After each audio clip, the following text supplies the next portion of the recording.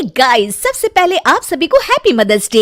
इस mother's day को और भी स्पेशल बनाइए हेलो ऐप के साथ और पार्टिसिपेट कीजिए सुपर मॉम चैलेंज में। बस पोस्ट कीजिए आपकी सुपर मॉम का फोटो एमवी फीचर के जरिए और दिखाइए सारी दुनिया को कि आपकी माँ सुपर मॉम है। तो देर किस बात की है, जाइए डाउनलोड कीजिए हेलो ऐप और शेयर करो आपकी feelings for your super mom with friends and family.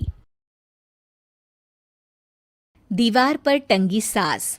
Punjabi में कहावत है, सास चंगी होवे या ते दीवार ते टंगी होवे। संगीता की शादी भी एक ऐसे ही घर में होती है जहां उसकी सास दीवार पर टंगी होती है।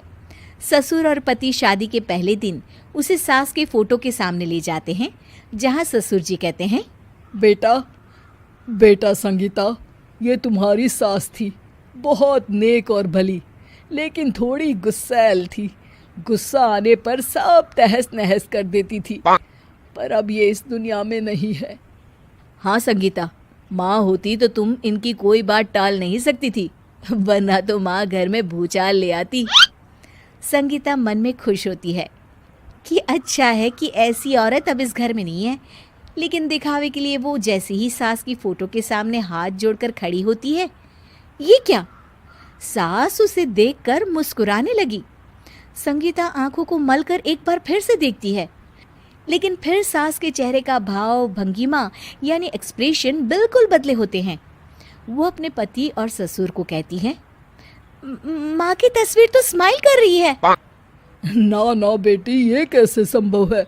जरूर तुम्हें कोई गलती हुई होगी, ऐसा कैसे हो सकता है? लगता है तुम शादी की सारी फॉर्मेलिटी करते करते थक गई हो, तुम्हें आराम की जरूरत है संगीता। खैर, सारे संगीता की बात को इग्नोर कर कमरे में चले जाते हैं। वैसे सास की फोटो पर एक्सप्रेशन एक के बाद एक बदलते ही रहते हैं। सुबह होती है, पति और ससुर को काम पर भेजकर संगीता कमरे की सफाई करने में लग जाती है कि तभी उसे आवाज आती है, टेबल ठीक से साफ करो। ऐसे भी कोई टेबल साफ करता है? इससे अच्छा तो ये गंदा ही था।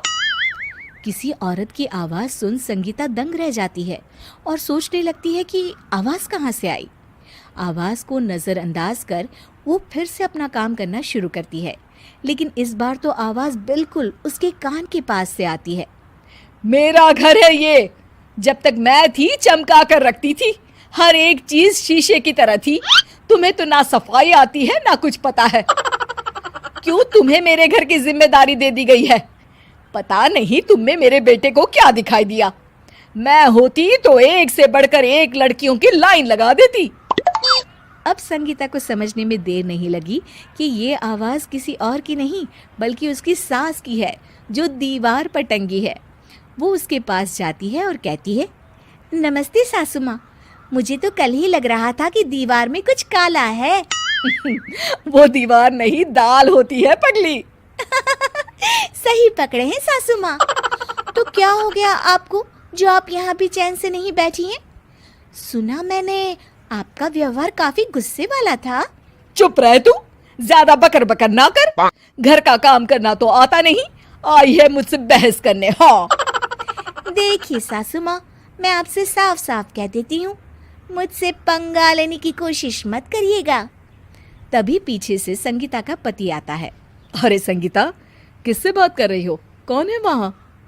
संगीता की सास की फोटो फिर से पहले जैसी हो जाती है। आपकी माँ से कह रही थी कि मुझे काम करना आता। अरे संगीता, माना सास के ताने हर बहू को अच्छे लगते हैं, लेकिन यहाँ तो माँ है ही नहीं, तुम तो फोटो से ही। तुम भी लाजवाब हो संगीता। किसी को विश्वास नहीं होता कि संगीता अपनी मरी हुई सास की फोटो से बात करती है। वहीं आए दिन संगीता की सास संगीता को किसी न किसी बात पर आते जाते ताने देती। संगीता को भी अब सास के तानों और उनसे बात करने की आदत हो गई। वो कभी खानदान की कहानी तो कभी तीज त्योहार कैसे मनाए या किसी व्यंजन की रेसिपी सास से ही पूछती।